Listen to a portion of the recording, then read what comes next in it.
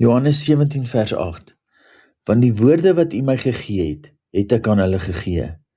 En hulle het dit ontvang en waarlik erken dat ek van U uitgegaan het. En hulle het dit geglo dat U my gestuur het. Psalm 19 vers 15.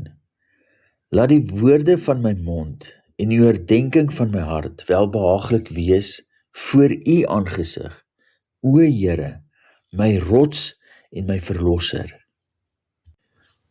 Waarom is dit noodsaaklik om die woorde van die Here self gelowig te ontvang?